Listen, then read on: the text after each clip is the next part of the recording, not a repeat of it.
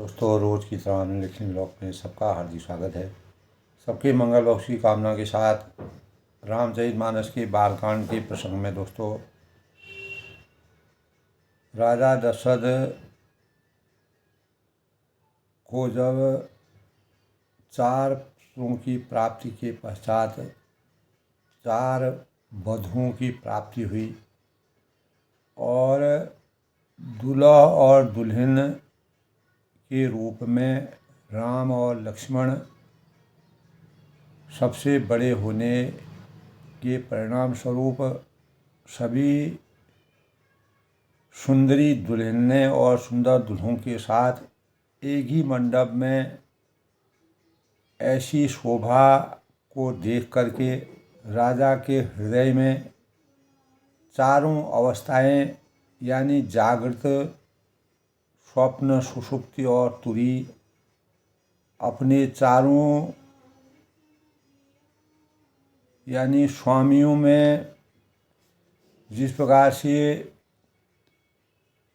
विश्व है, तेजस है, प्राज्ञ है और ब्रह्म है सहित विराजमान, ऐसा अनुभव राजा दशरथ यानी अवध नरेश के अंतःकरण में अपार सुख की अनुभूति होती है। तुलसीदास जी ने सब पुत्रों की और बहुओं को सहित देखकर अवध नरेश दशरथ जी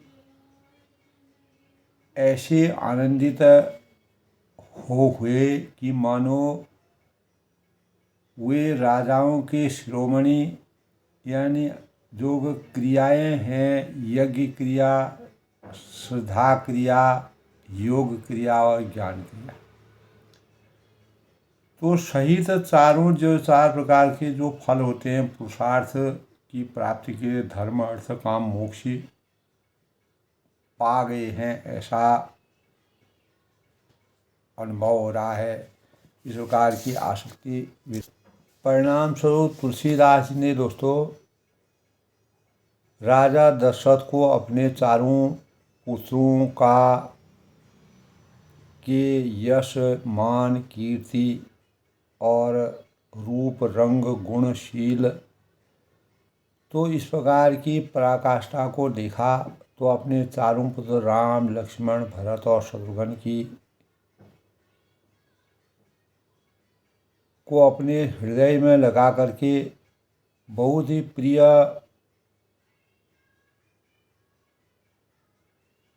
जो उनको बहुत ही प्रिय थे, उनमें राम जो सबसे बड़े थे वह मर्यादा पुरुषोत्तम कहलाए और आदर्श पुत्र, आदर्श राजा, आदर्श पति और आदर्श योद्धा और आदर्श पुत्र की भूमिका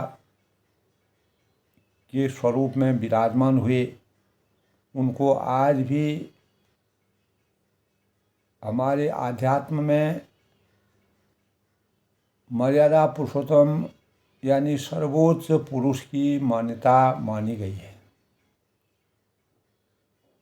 उसी प्रकार भरत जी को निष्ठावान, अपने कार्यों के प्रति, अपने माता पिता के प्रति, अपने प्रजा के प्रति निष्ठा के भावनाओं से सुसज्जित भरत जी का वर्णन है। और शत्रुघ्न जी को रामचरितमानस में अनेकों जगह इस प्रकार के प्रसंग होते हैं जहाँ पर शत्रुघ्न जी का साहस और बल के भावों का संचार होता है और लक्ष्मण राम के प्रति जिनकी अटूट आस्था थी, निष्ठा थी और उनकी आस्था के प्रति चारों पहर उपस्थिति रहना और हर सुख दुख में भगवान के सानिध्य में लगे रहना, उनका साधन छोड़ना। तो राम जो है दोस्तों आदर्श पुत्र के रूप में, आदि पुरुष के रूप में और पुरुषोत्तम के रूप में, आदर्श पुत्र के रूप में राम की जो महिमा है वो मानी गई है। और सभी भाइयों की प्राप्ति में मर्यादा पुरुषोत्तम भगवान राम जी ने जो समर्पण के भावों का संचार किया है उसका तुलसीदास जी ने बड़ा ही अभूतपूर्व वर्णन किया है। तो भरत को निष्ठावान यानी न्यायप्रिय के रूप में, जो अपने पिता और परिजनों, अपने प्रजाजनों, अपने भाइयों के प्रति पूर्ण निष्ठावान हमेशा रहे। लक्ष्मण जी राम के प्रति अटूट निष्ठा भाव साहस के लिए जाने जाते हैं। हर मुश्किल सुख दुख में उनके साथ उनको विराजमान रहना और उनकी परछाई के समान उनके साथ कंधे से कंधा मिला करके अपने जीवन को सामर्थ्यवान बनाना, ये भाव, ये चरित्र हमको लक्ष्मण जी के शौर्य से मिलता है। शत्रुघ्न जी साहसी शक्तिशाली के रूप में अनेकों रामचरितमानस में इस प्रकार के प्रसंग मिलते हैं जहाँ उन्होंने साहस और शक्ति के भावों का संचार किया और हमेशा अपने भाइयों के रक्षा करने के लिए वह हमेशा वचनबद्ध रहे। तो इस प्रकार रामचरितमानस में दोस्तों जब यानी दशरथ जी जो है सीता जी की सुंदरता को विवाह मंडप में विशेष रूप से श्री रामचंद्र के साथ उनके विवाह के दौरान उनकी आदर्श पत्नी के रूप में देखते हैं, उसी प्रकार भगवान राम को आदर्श पति के रूप में मानते हैं। सीता सुंदरता की, गुणों की खान और भारतीय संस्कृति में एक आदर्श पत्नी और आदर्श माँ की भूमिका निभाती हैं। विवाह मंडप में भगवान राम और सीता के विवाह का प्रसंग एक सुंदर दिवस और हमारे इतिहास की एक सुंदर रचना घटना के रूप में वर्णित है, जिसका देवी देवता, प्रजाजन और अनेकों देवी देवता पुष्प बरसा करके उनके विवाह के सौंदर्य का आनंद उठाते हैं। तो इस प्रकार भगवान राम और भरत के चरित्र का जिस प्रकार से तुलसीदास जी ने वर्णन किया है, तो राम सीता विवाह के अवसर पर राम सीता विवाह भारतीय संस्कृति में एक महत्वपूर्ण प्रेम और समर्पण आदर्शता के प्रतीक का विवाह संबंध माना गया है। जनकपुरी में राम और सीता का विवाह संपन्न हुआ था। उसी समय एक सुंदर समृद्ध शहर के रूप में वह अवतीर्ण हुआ।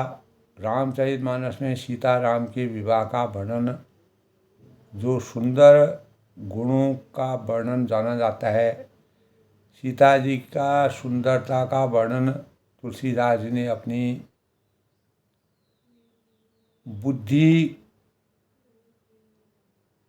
के अनुसार उनकी वास्तविकता को आंकते हुए सीता जी के सौंदर्य का वर्णन, अद्भुत वर्णन किया है। यानी वह उनके वास्तविक सौंदर्य का वर्णन करने में असमर्थता व्यक्त करते हैं और मनोहरता और अलौकिकता उनके जीवन की सबसे ऊंची निधि है।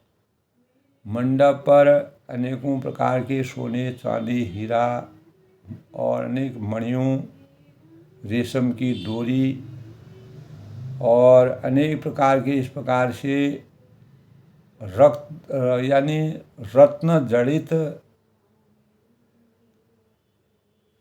पत्तों, फूलों से बनाए गए अद्भुत स्वरूप का वर्णन रामचंद्र और सीता जी के विवाह की मंडप में मिलता है। जनकपुर की शोभा का तुलसीदास ने अद्भुत और बड़ा ही हृदयस्पर्शी वर्णन किया है। सीता जी के प्रति जो मान सम्मान, सीता जी ने अपने पति के प्रति वफादारी, भक्ति, बलिदान के लिए और उनको किस प्रकार से सम्मानित किया। तो सीता जी को एक आदर्श नारी के प्रतीक के रूप में रामचरितमानस में मर्यादा पुरुषोत्तम भगवान राम और सीता जी के विवाह का वर्णन जो तुलसीदास ने किया है, इसी संबंध में तुलसीदास जी ने उन्हें कामदेव और रति जो रूप के खान और भंडार हैं, उनकी भी छवि वहाँ पर धूमिल लगने लगती है। दर्शन की लालसा और संकोच दोनों ही कम हो जाते हैं, इसीलिए वे मानो बार बार प्रकट होते और छिपते हैं। यानी भगवान के साक्षात दर्शन जब होते हैं, जब वहाँ के प्रजा और जनक नगरी के लोग उनका दर्शन करते हैं, तो सब देखने वाले आनंद मग्न हो गए और जनक जी की भांति सभी अपनी शुद्ध भूल गए। तो मुनियों ने आनंदपूर्वक भांवरे फिराए और वेग सहित सब रीतियों वेदों का गुणगान किया। और श्री रामचंद्र जी के सीता जी के जब सिर में भगवान राम सिंदूर चढ़ा रहे थे, तो उस शोभा का बड़ा ही अद्भुत वर्णन उन्होंने किया है। तब कहे अरुण पराग जलज भरनी के, शशि ही भूप आई लोभ अमी के, बहुरी वशिष्ठ दीन अनुशासन, बर दुल्हन बैठे एक आसन। तो मानो कमल को लाल पराग के अच्छी तरह भरकर अमृत के लोभ से सांप चंद्रमा को भूषित कर रहा हो, विराजमान कर रहा हो, और यहाँ रामचंद्र जी के हाथ को कमल की, सिंदूर की, पराग की, और राम की श्याम भुजाओं को सांप की, और सीता जी ने के मुख को चंद्रमा की उपमा दी गई है। फिर वशिष्ठ जी ने आज्ञा दी कि सब दूल्हा और दुल्हन एक आसन पर बैठें। तो इस प्रकार के दृश्य को देख कर के राजा दशरथ अपार प्रसन्नता से अर्थ धर्म काम मोक्ष से परिपूर्ण हो जाते हैं। तो बैठे बरासन राम जानकी, मुदित मन दर्शन भये, तनु पुलक पुण्य पुण्य दे के अपने सुकृत सुर तरु फल गए। कल के उच्चारण में था दोस्तों प्रसंग में, भरी भुवन रहा उछाहु राम विवाहु भाष भी कहा, कि भांति बरनी फिर शिरात रसना या एक मंगल महा। कहने का तात्पर्य है कि श्री रामचंद्र जी और सीता जी की श्रेष्ठ आसन पर जब वो बैठते हैं, तो उन्हें देखकर दशरथ जी मन ही मन अंतर मन में बहुत से आनंदित होते हैं, प्रफुल्लित होते हैं, और अपने सुसंकृत रूपी कल्प वृक्ष के रूप में फलों की प्राप्ति के द्योतक बनते हैं। और ऐसा देख करके उनका शरीर बार बार पुलकायमान हो जाता है, हर्षित हो जाता है। यानी 14 भुवन और का जो उत्साह अंतःकरण में भर जाता है। सबने कहा कि श्री राम जी का विवाह हो गया। ऐसे सुंदर सुयश और सुसमय को जानकर जीभ में एक ऐसी मिठास की भावना, मिठास की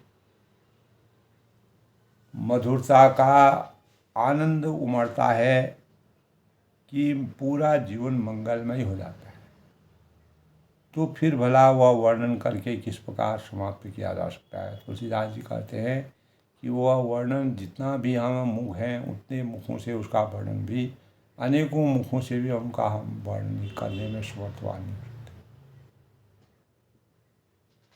तब जनक पाए वशिष्ठ आय सुव्याह साज संवार के, मांडवी सुत कीरति उर्मिला कुंवर लय हुंकार के, कुशकेतु कन्या प्रथम जो गुणशील सुख शोभा मई, सब रीति प्रीति समेत करि सो ब्याह नृप भरतहि दई। यानी तब वशिष्ठ जी की आज्ञा पाकर जनक जी ने विवाह का सामान सजाकर और मांडवी जी यानी श्रुति कीर्ति जी और उर्मिला जी, ये तीनों भरत, लक्ष्मण और शत्रुघ्न की पत्नियां हैं। इन तीनों राजकुमारियों को बुला लिया और कुशध्वज की बड़ी कन्या मांडवी जी को, जो गुणशील सुख और शोभा की रूप थी, राजा जनक ने प्रेम पूर्वक सब रीतियाँ करके भरत जी का भी ब्याह किया। उसी प्रकार जानकी जी की छोटी बहन उर्मिला जी को की सब सुंदरियों में शिरोमणि कह जानकर उस कन्या को सब प्रकार के सम्मान करके मान मर्यादा के साथ लक्ष्मण जी को ब्याह दी, और जिनका नाम श्रुति कीर्ति है।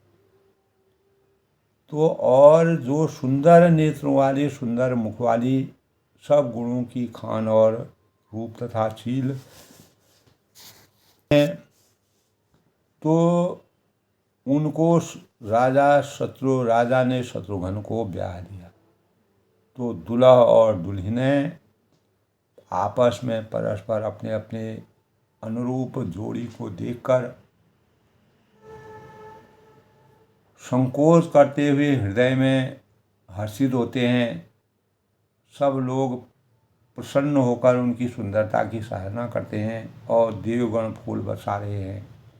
सब सुंदरी दुल्हनें सुंदर दुल्हों के साथ एक ही मंडप में ऐसी शोभा पा रही है मानो जीव के हृदय में चारों अवस्थाएं यानी जागृत है, स्वप्न है, सुषुप्ति और तुरी है, अपने चारों यानी जो स्वामी होते हैं, विश्व है, तेजस है, प्राज्ञ और ब्रह्म सहित विराजमान होते हैं।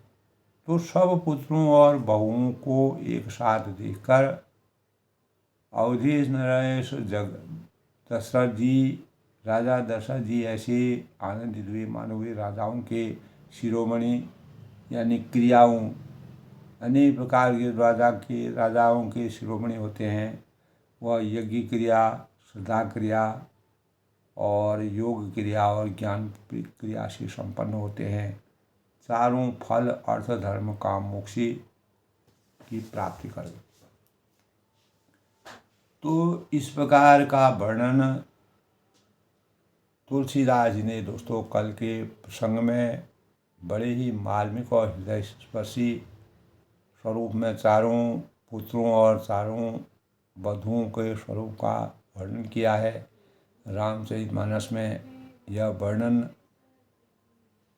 प्रत्येक मानवता के आने वाली पीढ़ी और जो हमारे संस्कार हैं, मर्यादा है, मर्यादा को हमें कैसे संयम नियम आचार संहिता के साथ रखना चाहिए, उसका अनुपालन कैसे करना चाहिए, वह भाव जो है रामचरितमानस में तुलसीदास ने बड़ा ही अद्भुत वर्णन कर लिया। इससे पहले दोस्तों आज के शुभ पंचांग के भावों की समीक्षा करते हैं।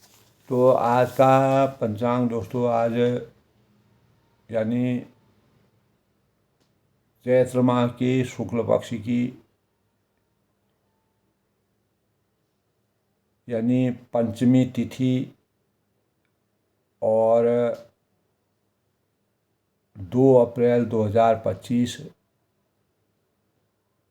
पंचमी तिथि 11:49 सायं तक, उसके बाद षष्ठी तिथि भी प्रारंभ हो जाएगी। आज दिन बुधवार का दिन है दोस्तों। और विक्रम संवत 2082, शक संवत 1947 और सिद्धार्थी योग संवत्सर कृतिका नक्षत्र 8:49 तक, उसके बाद रोहिणी नक्षत्र का संयोग रहेगा। सर्वार्थ सिद्धि योग 6:51 अगले दिन यानी बृहस्पतिवार यानी गुरुवार को 8:59 तक प्रातः। आज के शुभ मुहूर्त की बात करें तो अभिजीत मुहूर्त दोस्तों 12:15 से 1:02 तक। इस दौरान हम किसी भी शुभ कार्य की शुरुआत कर सकते हैं। नवरात्रि के शुभ अवसर में और ब्रह्म मुहूर्त आज का यानी 5:13 से 6:13 तक। अमृतकाल 4:28 से 5:55 तक। आज राहुकाल, जिस दौरान किसी भी शुभ कार्य को करना वर्जित माना गया है, 12:25 से 1:58 तक। अपराह्न गोधूली मुहूर्त, जिसमें सभी शुभ कार्य किए जाते हैं, विवाह है, मंगल चीज़ें हैं, 7:21 से 7:41 तक। विजय मुहूर्त भी आज है। हम किसी पर विजय प्राप्त करने के लिए अगर मुहूर्त का चयन करते हैं तो 2:10 से 3:03 तक। और यमगंड योग 7:44 से 9:17 तक। तो आज दोस्तों माँ के कुष्मांड स्वरूप की पूजा चैत्र नवरात्रि के अवसर पर की जाती है। तो ब्रह्मांड में यानी भगवान मैया देवी को कुष्मांडा के रूप में माना गया है। कु का मतलब होता है थोड़ा, और अपनी ऊर्जा यानी ब्रह्मांडीय ऊर्जा। तो 8 भुजाओं वाली देवी माता के हाथों में मंडप, बाण, कमल, पुष्प, अमृतपूर्ण कलश, कुंभ व गदा है। 8वें हाथ में जय माँ का यानी जयमाला है और देवी का वाहन सिंह, इस कुष्मांडा स्वरूप का वाहन सिंह माना गया है।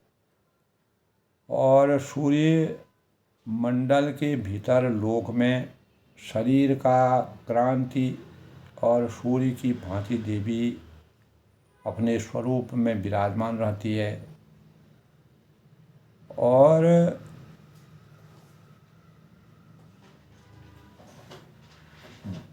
विधि विधान के साथ माँ की पूजा करने का विधान है, जिससे आयु है, बल है, यश है, कीर्ति है, आरोग्य प्राप्त होता है।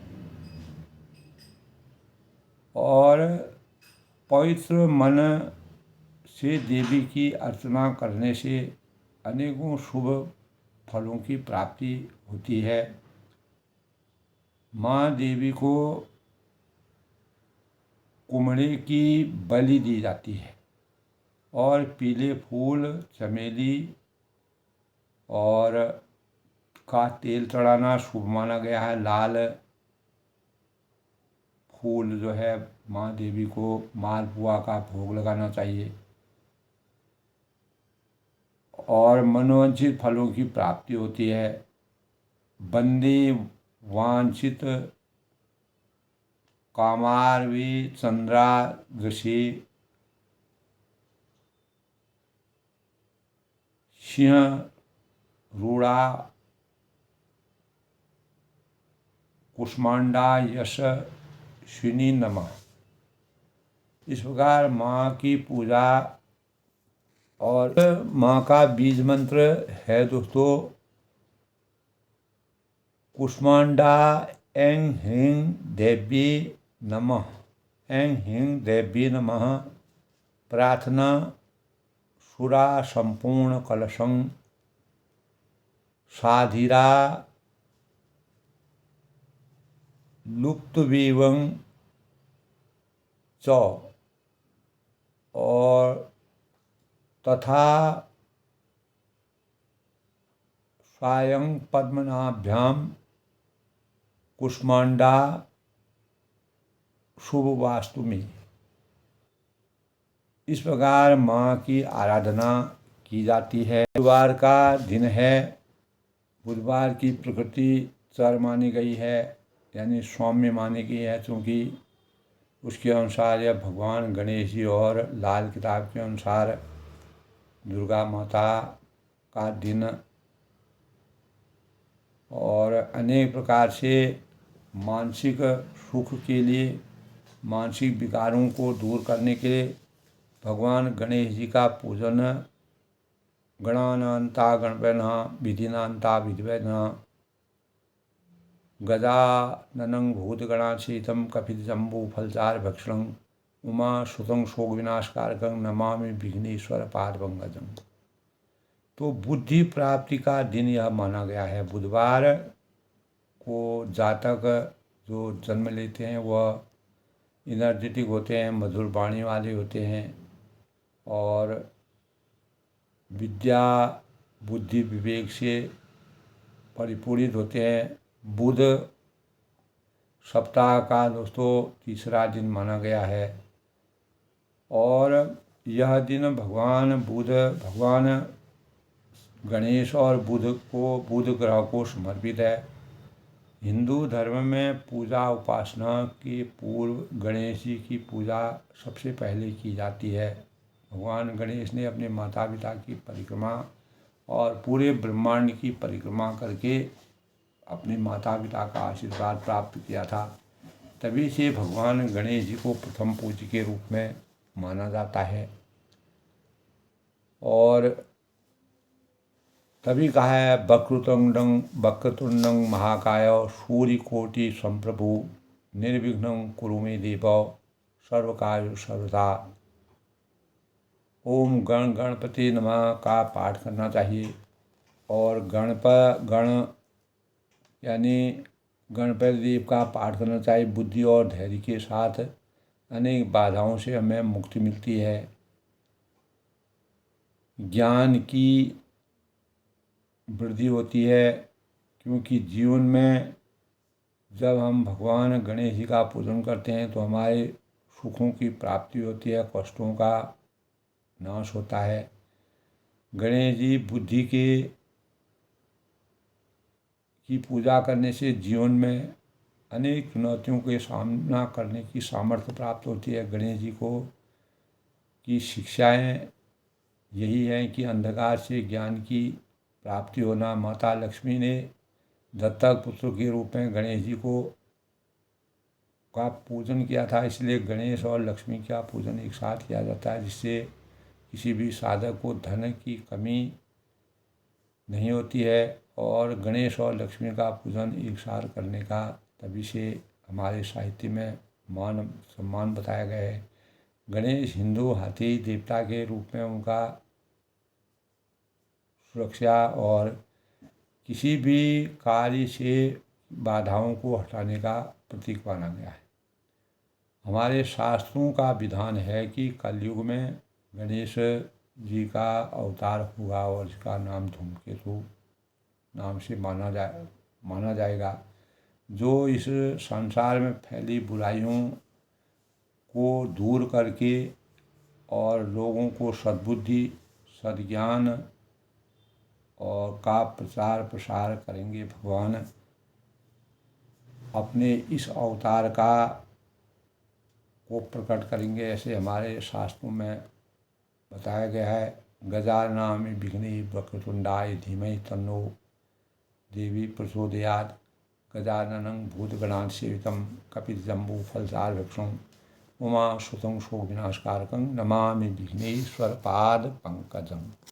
तो इस प्रकार बुधवार को गणेश जी और बुध ग्रह का कैलाश पर्वत पर, यानी जब गणेश जी का अवतरण हो रहा था तो बुध देव वहाँ पहुँचे थे, तब उन्होंने गणेश जी का दर्शन किया और तभी से बुद्ध देव और गणेश जी का पूजन एक साथ किया जाता है, ऐसा हमारे शास्त्रों में लिखा गया है, कहा गया है। तो आज के प्रसंग में दोस्तों, जसि रघुबीर ब्याह विधि बरनी, सकल कुंवर ब्याहे ते करनी, यानी श्री रामचंद्र के विवाह की जैसी विधि का वर्णन तुलसीदास ने किया है, उसी रीति से सब राजकुमारों का विवाह, उसी रीति से सबका विवाह हुआ और सबके अंतःकरण में सुख की अनुभूति कहीं न जाए कसुदा दाइज भूरी। और दहेज की अधिकता के बारे में कुछ नहीं कहा सकता है। सब जनकपुरी में यत्र तत्र धन ही धन था, कोई कमी नहीं थी। और रहा कनक मणि मंडप पूरी, सारा मंडप सोने और मणियों से भर गया, यानी अपार निधि से जो है सब उसका दर्शन कर रहे हैं। कंबल बसन विचित्र पटोरी, भांति भांति बहुमोल न थोरी, गज रथ तुरग दास और उदासी, धेनु अलंकृत काम दुआसी।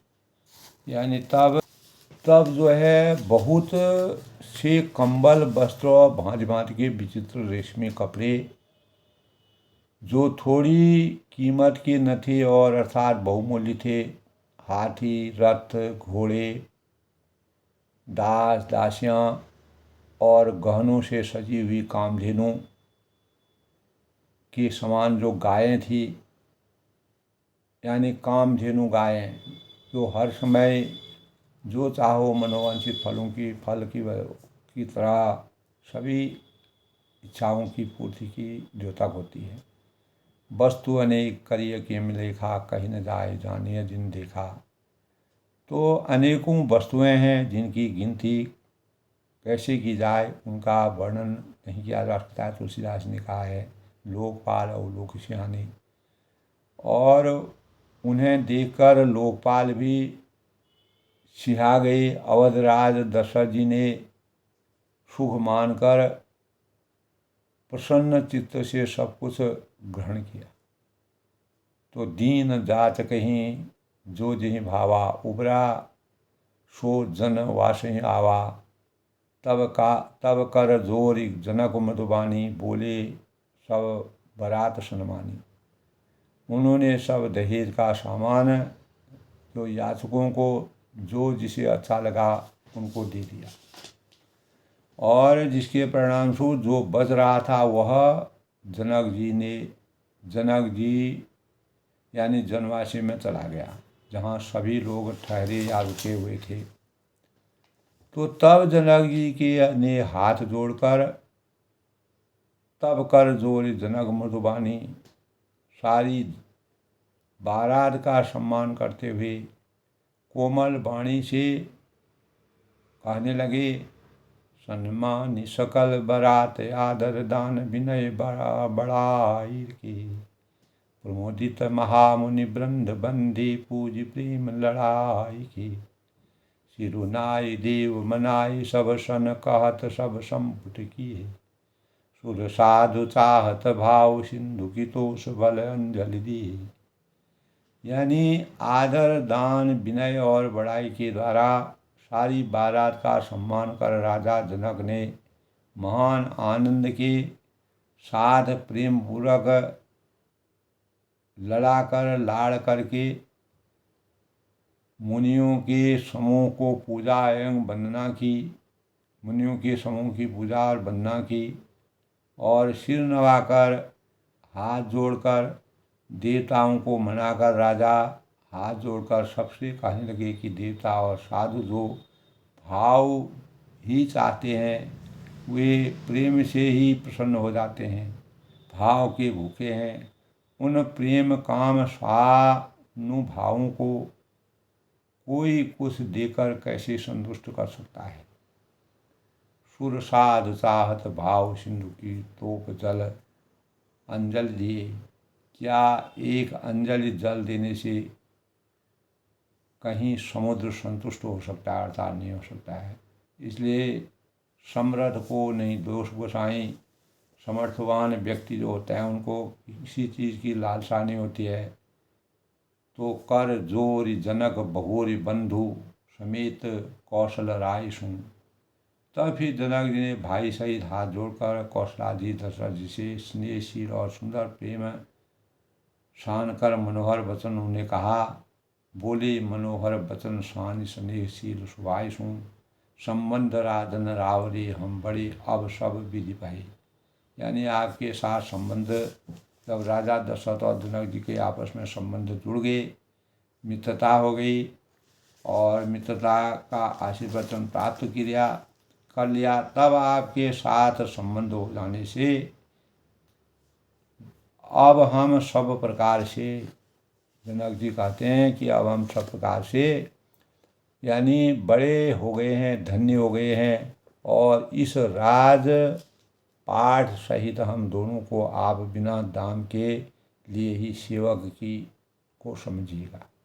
जो भी हम अर्पण कर रहे हैं उसको एक सेवा भाव के रूप में आप अर्पण करिएगा। ये द्वारिका परिचायिका करि पालवी करुणा नहीं। यानी इन लड़कियों को टहलनी मानकर, यानी जो ये पुत्रियां हैं इनको टहलनी मानकर, अपनी सेवका मान करके और नई नई दया करके पालन कीजिएगा। अपराध क्षमियो बोल पठिए बहुत हूँ टिक्यो कई। यानी फिर सूर्यकुल के भूषण दशरथ जी ने समझी जनक जी को संपूर्ण सम्मान का यानी विधिवत उनका निवेदन किया। इतना सम्मान किया हुए सम्मान का भंडार ही हो गए। और कही जाती नहीं विनती परस्पर प्रेम परिपूर्ण ही उनकी परस्पर की जो विजय, आपस में जो विजय की पराकाष्ठा है वह कही नहीं जाती है और दोनों के हृदय प्रेम से परिपूर्ण। तो वृंदार का मन सुमन बरसहि राव जनवासहि चले। दुंदुबी जय धुनि वेद धुनि नव नगर कौतूहल भले। तब सखी मंगल गान करत मुनीष आयुष पाई के। दुल्हा दुल्हन सहित सुंदरी चली कोहबर ल्याय की। तब देवतागण स्वर्ग से फूल बरसा रहे हैं, पुष्पों की बरसात कर रहे हैं, अपार आनंद की अनुभूति कर रहे हैं। राजा जनवासे को चले गए और नगाड़े ध्वनि जय ध्वनि और वेद ध्वनि हो रही है। दुंदुबी जय ध्वनि वेद ध्वनि नव नगर कौतूहल, और सा आकाश और नगर दोनों में खूब कौतूहल हो रहा है। चारों ओर आनंद की अनुभूति हो रही है, आनंद ही आनंद छा गया है। और तब सखी मंगल गान करत मुनीष आयुष पाई की। तब सीता जी की सखियाँ जो है मुनीश्वर की आज्ञा पाकर सुंदरी सखियाँ मंगल गान करती हुई दुल्हा दुल्हन सहित सुंदरी चली को बर ल्याय रे। यानी सुंदरी सखियाँ मंगल गान करती हुई दुल्हनी सहित दुल्हा को लिवाकर कोहबर को चली। पुनि पुनि राम ही चितौसी और सकुचति मनु सकुचैन को न हरत मनोरथ मीन छवि प्रेम पियासी थे। यानी सीता जी बार बार राम जी को देखती हैं। पुनि पुनि राम ही चितौसी और सकुचति मन सकुचैन, और संकोच कर रही हैं, संकुचा जाती हैं, पर उनका मन नहीं संकुचाता है, मन नहीं संकुचाता है, क्योंकि प्रेम के प्यार से उनके नेत्र सुंदर मछलियों की छवि को हर लेते हैं। यानी जब मछलियाँ आनंदमय समुद्र में विचरण करते हैं, शांत समुद्र में, तो उनको एक आनंद की अनुभूति होती है, क्योंकि जल ही जीवन है उनके लिए। तो श्याम शरीर सुभाय सुहावन, शोभा कोटि मनोज लजावन, जावक सुत पद कमल सुहाई, मुनि मन मधुपर रहत दिन छाई। तो श्री रामचंद्र जी का सांवला शरीर स्वभाव से ही सुंदर है, मनोरम है, अद्भुत है, अलौकिक है और उसकी शोभा करोड़ों कामदेवों से भी नहीं की जा सकती है। कामदेव भी पीछे रह जाते हैं। और महावर से युक्त चरण कमल बड़े सुहावने लगते हैं और जिन पर मुनियों के स्वरूप और सदा छाए रहते हैं। इस प्रकार का वर्णन तुलसीदास ने बहुत के पश्चात जो आनंद की अनुभूति उमड़ करके सामने आई उसका बड़ा ही अद्भुत वर्णन किया है। पीत पुनीत मनोहर धोती हरथ बाल रवि दामिनी झोली कल किंकिन कटिसूत्र मनोहर बाहु विशाल विभूषण सुंदर। तो पवित्र और मनोहर पीली धोती, प्रातःकाल के सूर्य और बिजली की सी जो ज्योति है, तो बिजली की सी जो ज्योति है, हाँ यानी हरे लेती है, मन को हर लेती है। और कमर में सुंदर कल किंकिन कटिसूत्र मनोहर किंकिणी और कटिसूत्र हैं। बाहु विशाल त्रिभुवन सुंदर और विशाल भुजाओं में सुंदर आभूषण सुशोभित हैं। पीत जनेऊ महाछवि देई, पीला जनेऊ महान शोभा दे रहा है। कर मुद्रिका चोर चित लेई, हाथ की अंगूठी में चित्त को चुरा लेती है। और सोहत ब्याह लाज सब साजे, ब्याह के सब लाज लज्जा जो है, लाज साज सज्जा सजी हुई है।